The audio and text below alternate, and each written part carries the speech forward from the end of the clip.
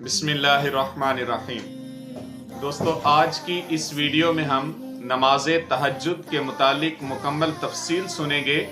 کہ کیا نماز تہجد کا ذکر کہیں قرآن حدیث میں موجود ہے، اور یہ کہ نماز تہجد کی کتنی رکعات ہیں، کیا ساری عمر نبی پاک ایک جیسی ہی رکعات پڑھتے رہے یا کم زیادہ کی، اور یہ کہ نماز تہجد کی نیت کیا ہے، اور نماز تہجد کا افضل وقت کون سا ہے۔ یہ تمام چیزیں آج کی اس ویڈیو میں ہم سنیں گے۔ آپ سے گزارش ہے کہ اگر آپ چینل پہ نئے ہیں، چینل کو سبسکرائب کریں اور بیل آئیکن کا بٹن کلک کریں تاکہ ہر آنے والی نئی ویڈیو آپ کو مل سکے۔ ویڈیو کو لائک اور شیئر کریں۔ تو چلیے سنتے ہیں سب سے پہلے کہ نماز تہجد کا ذکر کہاں ہے جو قرآن میں ذکر کیا ہے۔ تو اللہ پاک نے سورہ بنی اسرائیل میں آیت نمبر 79 میں ارشاد فرمایا ہے،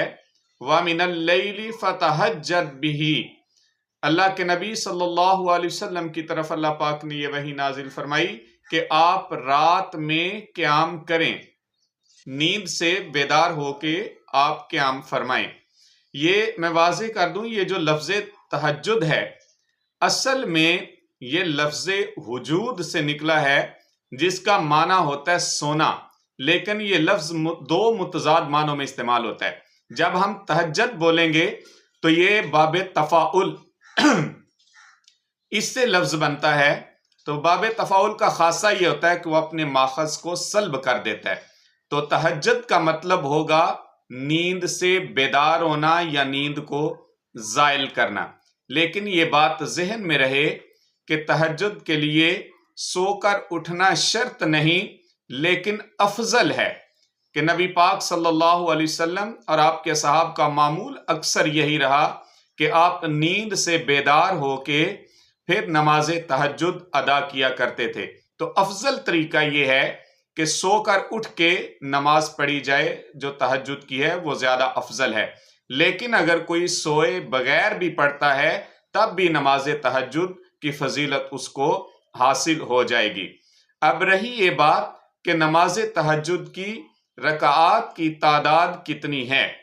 تو حضرت اما عائشہ صدیقہ رضی اللہ تعالی عنہا اور حضرت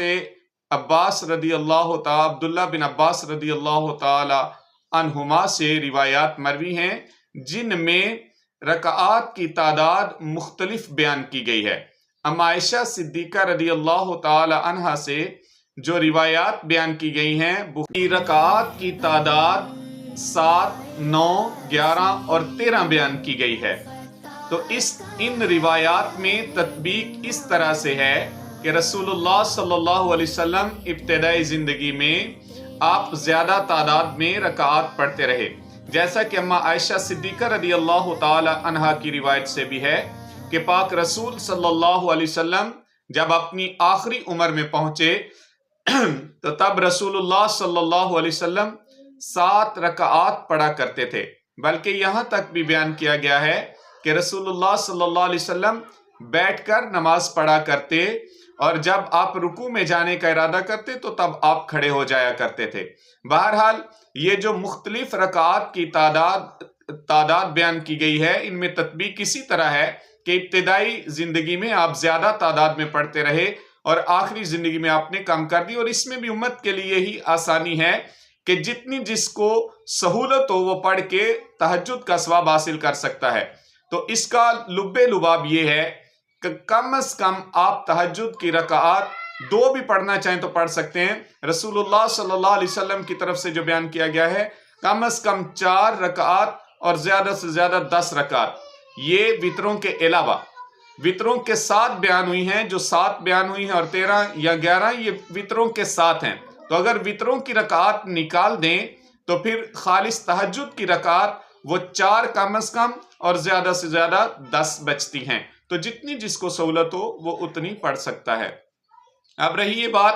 کہ تہجد کی نیت کیسے کریں، تو نیت آپ جس طرح عام نوافل کی کرتے ہیں اسی طرح نیت ہوگی۔ آپ 2 رکعت اگر نیت کر رہے ہیں تو 2 رکعت نماز تہجد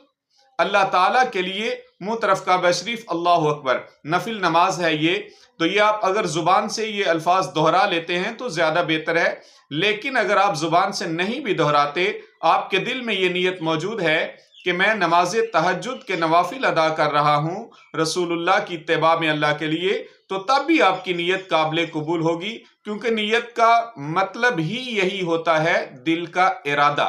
تو آپ جو بھی نماز پڑھ رہے ہیں، آپ کے دل میں پختہ ارادہ موجود ہے تو وہ نیت آپ کی قابل قبول ہوتی ہے۔ تو کوشش کریں ضرور نماز تہجد کا اہتمام کریں، بہت زیادہ فضیلت ہے، بالخصوص رات کے آخری پہر میں اس کی فضیلت بہت زیادہ حاصل ہوتی ہے۔ اللہ پاک ہم سب کا حامی و ناصر ہو اور ہم سب کو زیادہ سے زیادہ عبادات کرنے کی سعادت نصیب فرمائے۔